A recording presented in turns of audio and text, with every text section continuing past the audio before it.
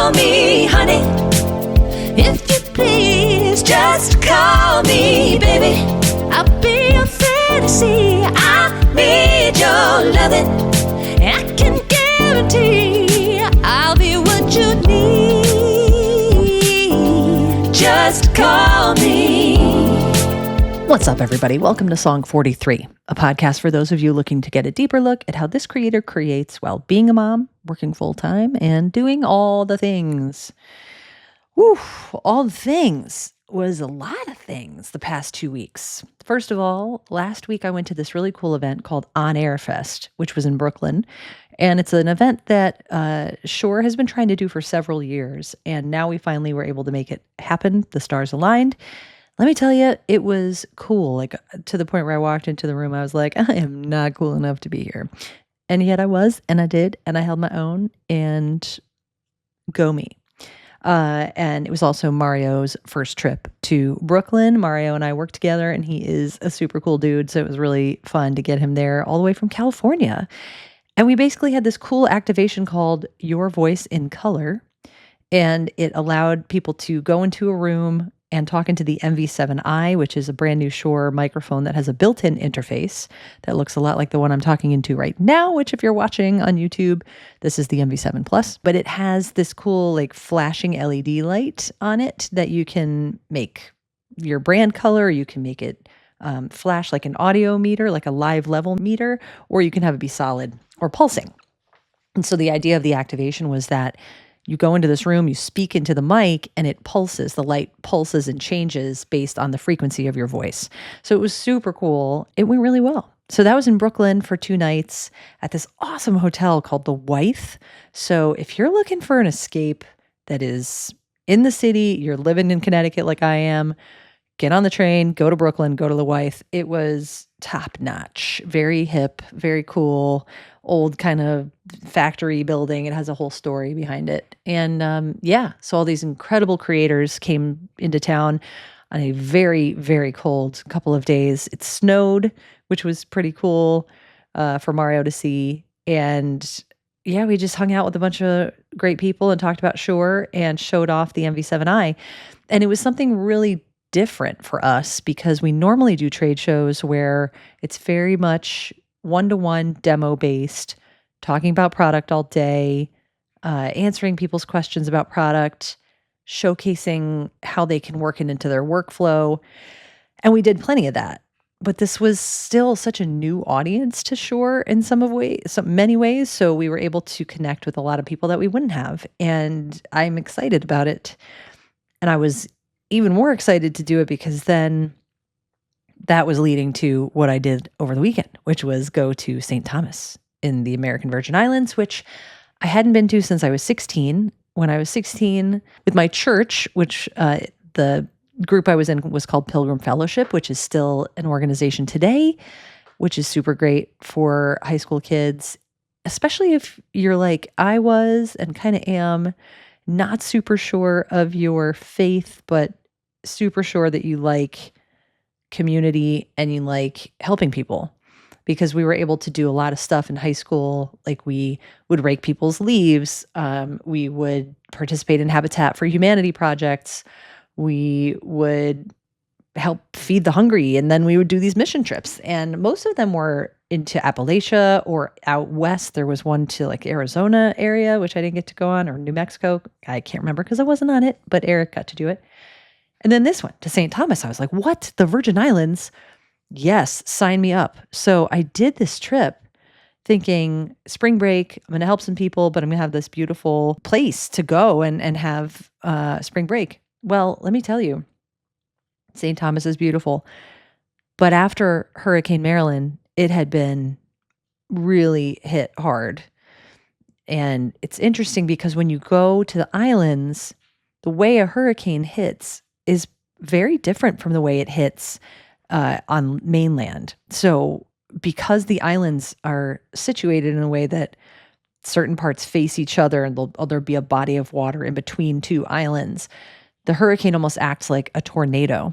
So it will devastate certain parts of the island and then other parts will be completely untouched. So we went and worked on a woman's roof there and completely rebuilt it, which was insanely cool.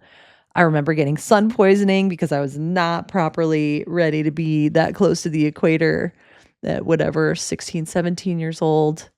But I will remember that for the rest of my life. It was an unbelievable experience. And so that was when I was 16. And then, oh, I just said that. Yeah. Yeah. And then I got to go back this past weekend to hang out and do a kind of trip that Eric was doing for work. And so he would do some meetings in the morning and I would hang by the pool.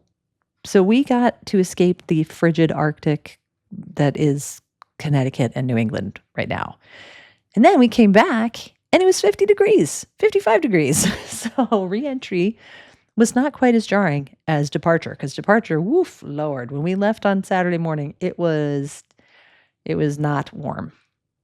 So I was so thankful to be able to have that time, but also so guilty to have that time without our kids.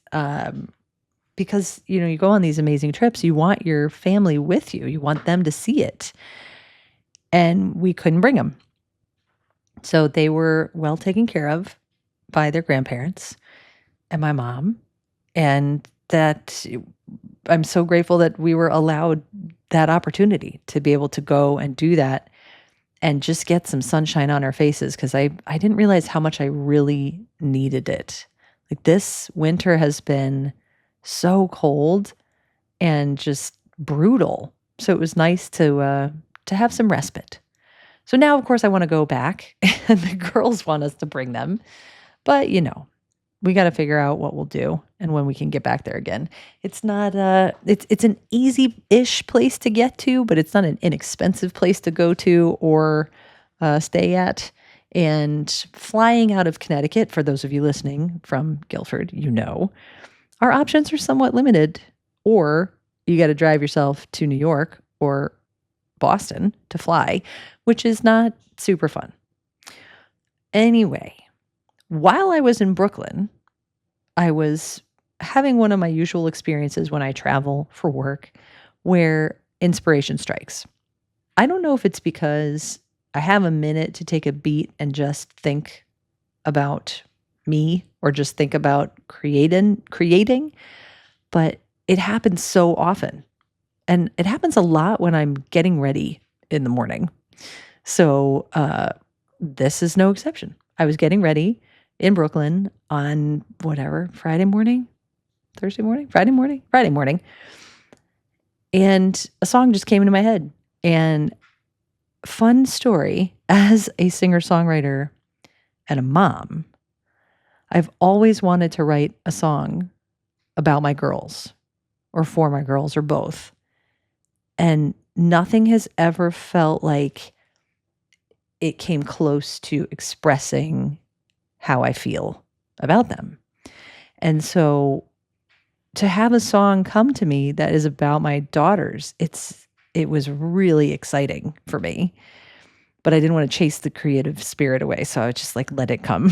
Just hit record on the voice memo. And I can't wait to see where it goes and to share it with all of you.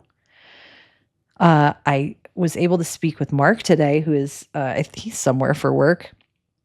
And he did a ton of work on the tunes we've been working on for 5 years. And so I think things are actually coming along. I know I've said that. If you've listened to this podcast, you're like, Jesus flippin' Christ, are you going to get this album out? Probably not. I don't know. But yes, we are. We are making progress. He is making progress. I'm not doing shit. I sang a bunch of songs, a bunch of tracks. Really excited to have a guest fiddle player join for Oak Tree, which I'll talk about a little bit later once it all firms up. And I think I mentioned that I had my friend Dave Spires play on it, who's an incredible pedal steel player. And I just asked my friend Dylan Dixon to try to help me finish up my song, Hate to Say It, because I'm super proud of that song. And Mark has put a ton of work into it, and it's really sounding incredible. And I want to be able to do it justice. And right now, a lot of songwriters, I think you can relate. If you write to this, we have a good like first verse and chorus. And then that second verse is so hard to write. And for me, at least, I don't know why, but it's what I've found. So I've kind of just decided to outsource and see what Dylan can do, because one of my songs, Let It Rain, was just kind of sitting and didn't have a bridge and didn't go the way that go where I wanted it to go. And one night in Nashville, Dylan came over to do a co-write, and Let It Rain was finished. So I gave it to him. I'm like, here, take this baby that I'm so proud of and try to make it walk. I don't know. We'll see what he does. Hopefully he has time. He's touring, I think he said, which is super exciting. So things are happening. Things have been happening. I know. It's a slow process. But this is just something I've learned. It's just the way things work right now. And so I'm not fighting it. I'm letting it all happen. And I'm just wanting it to come out eventually, because I'm so proud of these songs and the production. And Mark is just, he's a genius. He's putting in so much time and so much energy. And I just want the world to hear it. So that's what's going on here. So lots of traveling, and I'm scooting to Boston tomorrow for a quick one-night workshop at Berkeley, and then hoping to have a somewhat chill night or weekend at home. And I'm excited for that because we haven't been home for a minute.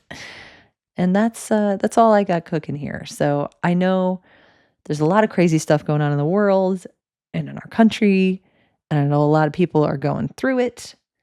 And so I'm just grateful to be able to sit here and babble for a few minutes every couple of weeks. And I'm grateful that y'all sit here and listen when I do that. I feel very self-serving, and I feel ridiculous because the podcast has no real educational value, but I'm just here to say that I'm having a great time, and I'm grateful that you're here. So if you're curious about my songwriting tips and things that I am doing online, I have taken to the TikTok and the Gram and started producing some shorts and reels. So, why not? So that is more of an educational spin. This is just my diary for myself and for you. So I'm so grateful that you're here, and I hope you have a great rest of your week.